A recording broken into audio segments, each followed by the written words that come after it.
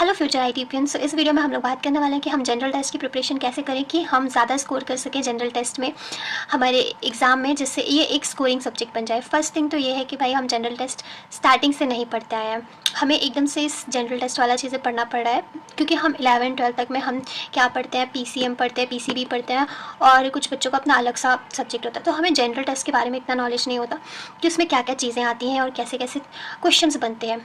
तो फर्स्ट चीज़ मैं आपको एक चीज़ बताती हूँ कि जो भी जनरल टेस्ट का एग्ज़ाम होता है उसमें आपको जनरल नॉलेज के क्वेश्चंस करने पड़ते हैं, करंट अफेयर के क्वेश्चन करने पड़ते हैं, जनरल मेंटल एबिलिटी के क्वेश्चन करने पड़ते हैं, लॉजिकल एंड एनालिटिकल रीजनिंग के क्वेश्चन करने पड़ते हैं, न्यूमेरिकल एबिलिटी के एंड क्वांटिटेटिव रीजनिंग के क्वेश्चन करने पड़ते हैं। तो फर्स्ट चीज़ मैंने इतना सारा बोल दिया भाई, ये सारा इतना सारा पढ़ना पड़ता है। तो गाइस देखो, सबसे पहली बात है पैनिक मत हो, अभी भी आपके पास इतना टाइम है कि आप जनरल टेस्ट की बहुत अच्छे तरीके से प्रिपरेशन कर सकते हैं। और जनरल टेस्ट इतना भी टफ नहीं होता है। जनरल टेस्ट में बहुत सारी चीज़ें होती हैं, लाइक कुछ चीज़ें होती हैं लाइक जैसे जो भी कैलकुलेशन मैन्शुरेशन वाला चीज़ होता है, प्रॉफिट एंड लॉस वाली चीज़ होती है, वो हम 10th तक पढ़ते आए हैं। मतलब वो जो प्रॉफिट निकालना है, लॉस निकालना है, ये सब हम 10th तक मैथ्स में पढ़ते आए हैं, और 10th तक तो सभी लोग मैथ्स पढ़ते ही हैं। तो 11th से ही सब्जेक्ट चेंज होते हैं, तब तक हमने ये सारी चीज़ें पढ़ी है। LCM निकालना, HCF निकालना, परसेंटेज निकालना, रेशियो के क्वेश्चन किए हैं, एजेस के क्वेश्चन किए हैं, एवरेज के क्वेश्चन किए हैं, तो हमने 10th तक किए हैं। बस उस चीज़ को रिवाइज, मतलब ठीक है रिवाइज नहीं, 10th तक किए थे, अब 12th में पहुँच के सब कुछ भूल जाता है, आई नो, बट उस टाइम जब आपसे हो गया था तो ये अभी भी हो जाएगा। सबसे पहली चीज़ है जनरल नॉलेज। तो जनरल नॉलेज जो है, इसमें देखिए गाइस, आई नो जीके जो है ऐसा सब्जेक्ट है कि भाई जो साइंस वाले बच्चे होते हैं ना, वो जीके पे फोकस ही नहीं करते हैं। ठीक है, जीके पे फोकस ज़्यादातर कौन करते हैं, जो आर्ट्स वाले बच्चे होते हैं, क्योंकि उन्हें वो चीज़ें, हिस्ट्री वगैरह वो सब चीज़ें उनके में आ ही जाती है, उनका सब्जेक्ट ही वो है, तो उनको ज़्यादा दिक्कत नहीं आती जीके में। बट मेन प्रॉब्लम किसे आती है, जो PCM वगैरह, PCB या PCMB वाले बच्चे होते हैं, उन्हें आती है। तो पहली चीज़ है गाइस कि अगर आपका जनरल नॉलेज आपको बिल्कुल ज़ीरो है, ठीक है, फिर भी कुछ कुछ टॉपिक्स पढ़ लो। ऐसा नहीं है कि आप पूरे टॉपिक ही छोड़ के चले जाओ, नहीं। कुछ बच्चे होते हैं वो सोचते हैं भाई हमसे जनरल नॉलेज वाले क्वेश्चन नहीं होते, नहीं आती हमें जीके, कुछ भी नहीं पता, तो क्या हम पूरा जीके ही छोड़ दें? नहीं, मत छोड़ो, कुछ तो इंपॉर्टेंट पढ़ के चले जाओ ना, कुछ टॉपिक्स पढ़ के चले जाओ। जैसे ठीक है, आपने इंपॉर्टेंट डेज पढ़ लिए, इंपॉर्टेंट डेज से एक क्वेश्चन आ ही जाता है, तो आपने डेज पढ़ लिए, इंपॉर्टेंट डेज सारे पढ़ लिए, याद कर लिए, तो एक क्वेश्चन तो एटलीस्ट सबका बन जाएगा ना, इतना टाइम तो नहीं लगेगा ना। तो आप पूरे टॉपिक मत छोड़ के जाओ, कुछ टॉपिक्स कंप्लीट कर लो जो आपको इजी लगे, जिसमें मतलब लगे कि हाँ हमें कर लेना चाहिए जनरल टेस्ट के ये topic, I mean general knowledge के टॉपिक। तो आप उन टॉपिक्स को कंप्लीट कर लो अच्छे तरीके से। ये आपके ऊपर ही डिपेंड करता है कि आपको करना है कि नहीं करना, लेकिन अगर आप जनरल नॉलेज के ये सारे टॉपिक्स कर लेते हो तो ये आपके लिए बहुत अच्छा रह जाएगा। ठीक है, इसके बाद हम बात करते हैं कि जनरल टेस्ट में टॉपिक कौन कौन से आते हैं। इंपॉर्टेंट डेज आ जाते हैं, ठीक है, इंपॉर्टेंट डेज में आप पढ़ सकते हो भाई क्या किस दिन कौन सा डे है, लाइक बहुत सारे डेज होते हैं ना, हेल्थ डे, बहुत सारे डेज होते हैं जिनसे क्वेश्चन आ जाते हैं। ठीक है, और सब्जेक्ट वाइज भी क्वेश्चन आ जाते हैं, जैसे कि हिंदी दिवस के बारे में पूछ लेते हैं कि वो कब है। ऐसे मतलब मैंने जब एग्ज़ाम दिया था तो शायद ये क्वेश्चन आया था, दैट्स मुझे ये क्वेश्चन याद है। तो डेज से क्वेश्चन आते ही आते हैं, तो प्लीज़ आप इंपॉर्टेंट डेज ज़रूर पढ़ के चले जाना। इसके बाद है इंडियन हिस्ट्री। तो इंडियन हिस्ट्री तो भाई अब पूरी हिस्ट्री पढ़नी है नहीं, इस टॉपिक को PCM वाले बच्चे लीव भी कर सकते हैं, बट मैं आपको एक सजेशन देती हूँ कि इंडियन हिस्ट्री में आप वार पढ़ लेना, कौन सी वार कब हुई थी, कौन सी वार कब हुई थी, पानीपत का कब वार हुआ था, वर्ल्ड वार कब हुई थी, वार पढ़ लेना, ये थोड़ी इंपॉर्टेंट चीज़ें, इनसे क्वेश्चन आ सकते हैं। ठीक है, वार वाली चीज़ पढ़ लेना, पूरी इंडियन हिस्ट्री पढ़ने मत बैठना। PCM वाले बच्चों भाई इंडियन हिस्ट्री पढ़ने बैठ जाओगे, 20 दिन है आपके पास, 20 दिन में पूरी इंडियन हिस्ट्री नहीं खत्म कर पाओगे भाई। आपके पास और भी सब्जेक्ट है, और भी चीज़ें हैं, तो वो कवर करनी है आपको, सिर्फ आप इंडियन हिस्ट्री में तो नहीं लग जाओगे। इससे क्वेश्चन कितना आ सकता है, एक क्वेश्चन आ जाएगा ज़्यादा से ज़्यादा, उससे ज़्यादा नहीं आएगा इससे क्वेश्चन। तो बस इंडियन हिस्ट्री जो टॉपिक है उसमें आप कुछ कुछ इंपॉर्टेंट बात पढ़ लेना। इसके बाद है बुक्स एंड ऑथर, पढ़ सकते हो ये बुक किसने लिखी है। इंपॉर्टेंट बुक्स होती हैं, एजुकेशनल बुक्स होती है, मोटिवेशनल बुक्स होती हैं, बहुत सारी बुक्स होती है जिनसे क्वेश्चन आ जाते हैं कि बुक किसने लिखी। अब पूरी बुक्स पढ़ने जाएंगे कि कौन सी बुक किसने लिखी है, सारी पढ़ना चाहेंगे तो बहुत ज़्यादा, कुछ इंपॉर्टेंट ठीक है जिनके बारे में क्वेश्चन आ चुके हैं PYQ से पढ़ लेना, और कुछ इंपॉर्टेंट बुक्स। ठीक है, आप सर्च भी करोगे तो आपको इंपॉर्टेंट बुक्स मिल जाएंगी और उनके ऑथर भी मिल जाएंगे। इसके बाद है इंडियन नेशनल मूवमेंट, ये इंपॉर्टेंट टॉपिक है। अब ये बोलेंगे कि सारा इंडियन नेशनल मूवमेंट, नहीं, इसमें भी आप कुछ इंपॉर्टेंट नेशनल मूवमेंट पढ़ लो, सारे मत पढ़ो भाई, मैं नहीं बोल रही कि सारे के सारे नेशनल मूवमेंट लेके आ जाओ और पढ़ने बैठो, नहीं, कुछ पढ़ लो। और वैसे भी इंपॉर्टेंट होते हैं इंडियन नेशनल मूवमेंट, ये अभी भी क्या आपके फ्यूचर में भी काम आएंगे। ठीक है, दैट्स वाई आप पढ़ लो इन चीज़ों को। अवार्ड्स एंड ऑनर्स, अवार्ड से तो क्वेश्चन आए थे, ये अवार्ड किसको मिला है, वो अवार्ड किसको मिला है। कुछ अवार्ड्स होते हैं, नोबेल प्राइज़ किसको मिला है, नोबेल पीस प्राइज़ किसको मिला है, ऐसे क्वेश्चंस आते हैं, ठीक है। तो अवार्ड्स पढ़ सकते हैं। फिर जनरल पॉलिटी के बारे में पढ़ सकते हैं। कंट्रीज़ एंड कैपिटल से बाय द वे क्वेश्चन नहीं आएगा ज़्यादातर, आई डोंट थिंक सो, इसको लीव कर सकते हो। Science and technology, science and technology से क्वेश्चन आ सकते हैं, तो साइंस एंड टेक्नोलॉजी में भी पढ़ सकते हो आप। साइंस तो आप पढ़ते ही आए हो। स्पोर्ट्स एक इंपॉर्टेंट टॉपिक हो जाता है, क्योंकि स्पोर्ट्स से भी क्वेश्चन आ सकते हैं। स्पोर्ट्स सच में एक इम्पॉर्टेंट टॉपिक है। फिर भी आप स्पोर्ट्स में भी कुछ स्पेसिफिक चीज़ पढ़ लेना, आप IPL में पढ़ लेना, कुछ स्पोर्ट्स में पढ़ लेना, ठीक है। उसके बाद है साइंस, इन्वेंशन एंड डिस्कवरीज, इससे भी बहुत क्वेश्चन आते हैं। वैसे तो इन्वेंशन आई थिंक GK में पढ़ाया जाता है, 8th तक तो पढ़ाते हैं, बट कोई बात नहीं, आप इसको एक बार पढ़ लेना। Science, invention and discoveries, science के इन्वेंशन भी इंपॉर्टेंट पढ़ना, ज़्यादा से ज़्यादा 30 इंपॉर्टेंट होंगे, उतने पढ़ लेना, काफ़ी है, उतने तो आप याद भी कर सकते हो, ठीक है। बट अगर किसी बच्चे को ये लगता है कि भाई ये बहुत सारा है, इतना सारा हमसे कवर नहीं होगा, हम GK में कुछ नहीं जानते, तो मैं बस इतना बोलूँगी, कुछ टॉपिक्स, इनमें से कुछ टॉपिक्स जो आपको ईजी लगे वो कर लेना। अवार्ड्स पढ़ लेना, ठीक है, अवार्ड्स ही पढ़ लिया, इंपॉर्टेंट डेज पढ़ लिया, अवार्ड्स पढ़ लिए, ठीक है। और कुछ 1-2 इंपॉर्टेंट और टॉपिक लगे वो पढ़ लेना, पूरा मत छोड़ के जाना जनरल टेस्ट का GK, ठीक है। ये वाली गलती मत करना। इसके बाद है करंट अफेयर में, national and international current affair, YouTube पे सर्च कर लो national and international current affair, काफ़ी वीडियोस मिल जाएंगी, देख लेना, हो जाएगा उससे कवर, ठीक है। इसके बाद है जनरल मेंटल एबिलिटी, तो इसमें लेटर एंड सिंबल सीरीज, ठीक है, वर्बल रीजनिंग्स जो भी आती हैं वो, नॉन वर्बल सीरीज, ये सारी चीज़ें आ जाती है जनरल मेंटल एबिलिटी में। इसके बाद जो हमारी लॉजिकल एंड एनालिटिकल रीजनिंग में आती है, एनालॉजीज आ जाती हैं, कोडिंग एंड डिकोडिंग आ जाती है, कोई सा भी कोड दे दिया आपको, फिर बोला ये इसको अगर हम ऐसे लिख सकते हैं तो हम दूसरे वर्ड को हम कैसे लिख सकते हैं, ठीक है। और वो बहुत इजी होता है। अगर पता है मेन चीज़ है ना जनरल टेस्ट में, ये जो रीजनिंग सॉल्व करना है, क्वेश्चन लगाओ, क्वेश्चन ही जनरल टेस्ट में रीजनिंग के लिए क्वेश्चन ही बहुत बड़ा ब्रह्मास्त्र है। तुमने अगर क्वेश्चन नहीं लगाए तो भाई रीजनिंग नहीं बनेगा तुमसे।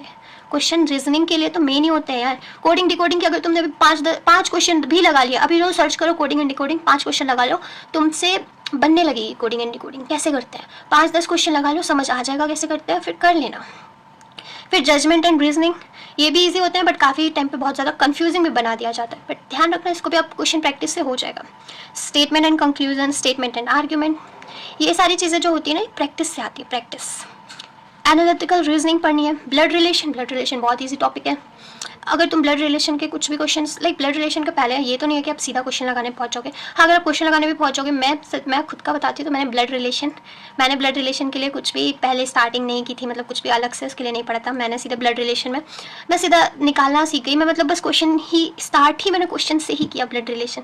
बट इफ़ यू वांट कि ठीक है आपको उसका कॉन्सेप्ट भी पता चले तो मतलब कर सकते हो सर्च, उसमें आपको मिल जाएगा कि इनको क्या कहते हैं, परदादा, दादा, दादी, सब चीज़ों का जो भी वर्ड्स रहता है ना, किसी के लिए नेम होता है, मैटरनल अंकल, ऐसे करके जो भी नाम्स होता है ना वो सारा उसमें बता देगा किसमें क्या है और किस तरीके से हम निकाल सकते हैं। ये भी यूट्यूब में अच्छी सीरीज़ पढ़ी है इनकी। फिर डायरेक्शन टेस्ट भी ईजी ही है, बट हाँ इसमें भी प्रैक्टिस की ज़रूरत है। ये वेस्ट में जा रही है, फिर इधर मुड़ गई, फिर उधर मुड़ गई, इधर टर्न लिया, उधर टर्न लिया, आई नो, बट ये भी प्रैक्टिस से आ जाएगा। मिरर एंड वाटर इमेजेस, ये तो सीखना पड़ेगा भाई, देख के पता करना पड़ेगा। इसके भी कॉन्सेप्ट होते हैं, इनके कॉन्सेप्ट समझो, फिर इनके क्वेश्चंस लगाओ, ठीक है। ये तो इसी में आ गया क्लासिफिकेशन। फिर न्यूमेरिकल एबिलिटी में टाइम एंड वर्क। अगर एक इंसान इतना काम इतने टाइम में करता है तो 5 इंसान मिलके इतना काम कितने टाइम में करेंगे, आ जाएंगे इस टाइप के क्वेश्चन। ईजी है, बस क्वेश्चन सॉल्व करने की प्रैक्टिस होनी चाहिए, जितना प्रैक्टिस करोगे उतना ईजी रहेगा। फिर पार्टनरशिप छोड़ दो, इसको मत करना। प्रॉफिट एंड लॉस बहुत इंपॉर्टेंट टॉपिक है, बहुत ज़्यादा, इसको ज़रूर कर लेना, ठीक है। इसके बाद है प्रॉब्लम ऑन ट्रेन्स, ये भी इंपॉर्टेंट नहीं है इतना। HCF एंड LCM वाला टॉपिक ज़रूर कर लेना, काफ़ी इंपॉर्टेंट टॉपिक है। परसेंटेज वाला टॉपिक कर लेना भाई, परसेंटेज देखो HCF एंड LCM हम बचपन से सीखते आए हैं कैसे निकालना है।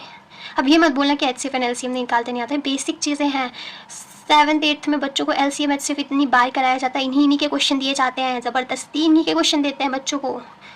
मैंने खुद हमारे स्कूल में बस यही प्रैक्टिस कराते थे, LCM HCF। परसेंटेजेस निकालने हैं, आपको आते होंगे, ऑफकोर्स आते होंगे ना परसेंटेज निकालना, ये भी बहुत बेसिक चीज़ है। रेशियो एंड प्रोपोर्शन के भी क्वेश्चन आपको बहुत मिले होंगे। ये वाटर और मिल्क का इतना रेशियो है, देन इसके बाद पता नहीं क्या क्या क्या क्या, फिर देन इसका रेशियो कितना होगा, ऐसे क्वेश्चन आते हैं। इसके बाद है ज्योमेट्री वाले क्वेश्चंस भी आते हैं, मेंसुरेशन के क्वेश्चन आते हैं 2D एंड 3D, फिर ये सब ठीक है। इसके बाद है क्वांटिटेटिव रीजनिंग में अर्थमेटिक नंबर सीरीज से क्वेश्चन आ सकते हैं, अर्थमेटिकल रीजनिंग से क्वेश्चन आ सकते हैं, problem solving, problems on age वाली प्रॉब्लम आती है, एक क्वेश्चन इससे ज़रूर आता है, ठीक है। इसको मैं बोल रही हूँ एज वाले क्वेश्चन करके जाना, मैं आपको इनमें से कुछ टॉपिक बता रही हूँ जिनसे तो पक्का ही आता है, एज वाला क्वेश्चन तो पक्का आता है, एज से एक क्वेश्चन ज़रूर आता है, ठीक है। इसके बाद आ जाती है यहाँ पे HCF एंड LCM से, ठीक है छोड़ो, अगर नहीं भी आता होगा लेकिन हाँ आ सकता है क्वेश्चन, बट मैं बोल रही हूँ जो मेरे को लग रहा है कि इनसे क्वेश्चन हर बार आते ही आते हैं। टाइम एंड वर्क से हर बार क्वेश्चन आते हैं, प्रॉफिट एंड लॉस से हर बार क्वेश्चन आते ही आते हैं। इसके बाद है यहाँ पे मेंसुरेशन से हर बार क्वेश्चन आता है, रेशियो एंड प्रोपोर्शन, परसेंटेज, और यहाँ पे हम देखते हैं प्रॉब्लम्स ऑन एज, इससे भी हर बार क्वेश्चन आता है। तो ये कुछ टॉपिक्स मैंने बोले, इनको मत छोड़ के जाना। अगर तुम्हें जनरल टेस्ट में कुछ नहीं आता, कुछ भी नहीं आता, you are 0 in general test. Time and work मत छोड़ना, प्रॉफिट एंड लॉस मत छोड़ना, परसेंटेज मत छोड़ना, रेशियो एंड प्रोपोर्शन मत छोड़ना, यहाँ से क्या बोलते हैं प्रॉब्लम्स ऑन एज मत छोड़ना, ठीक है। और इसके अलावा इधर से ब्लड रिलेशन बिल्कुल मत छोड़ना, जो मैं बोल रही हूँ ना ध्यान रखना, इनको मत छोड़ना, इनसे ज़रूर आएंगे। कोडिंग एंड डिकोडिंग मत छोड़ना, और डिस्टेंस मत छोड़ना, डिस्टेंस एक टॉपिक होता है उसको मत छोड़ना, ठीक है। और एक अल्फ़ाबेटिकल रीजनिंग आती है, उसको भी मत छोड़ना।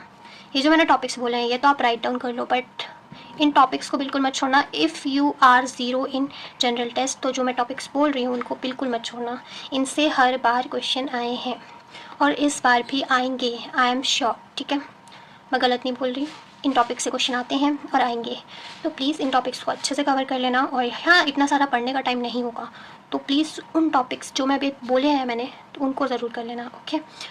बाकी अच्छे से तैयारी करना, देखो काम डाउन होकर प्रिपरेशन करना, ये नहीं कि एकदम हड़बड़ी से इसका थोड़ा सा पढ़ा उसका थोड़ा सा, जो पढ़ना सॉलिड पढ़ना, नहीं तो मत पढ़ना। बात ये है, तुम अगर ठीक है तुमने कैलेंडर पढ़ा, ये नहीं कि बस थोड़ा सा पढ़ लिया, कुछ क्वेश्चन बन रहे हैं, सारे बन ही नहीं पा रहे हमसे, नहीं, पढ़ो तो सॉलिड पढ़ो, जिससे उस टॉपिक से कोई भी क्वेश्चन आए तो आपसे बन जाए, ठीक है। और गाइज आपको क्लॉक एंड कैलेंडर वाला टॉपिक बिल्कुल नहीं छोड़ना है, वो भी बहुत इंपॉर्टेंट टॉपिक है। क्लॉक एंड कैलेंडर बिल्कुल मत छोड़ना, बहुत ज़्यादा इंपॉर्टेंट टॉपिक है, उससे क्वेश्चन आते ही आते हैं, हमेशा आए हैं, हर बार आए हैं, ठीक है। तो बाय बाय गाइस,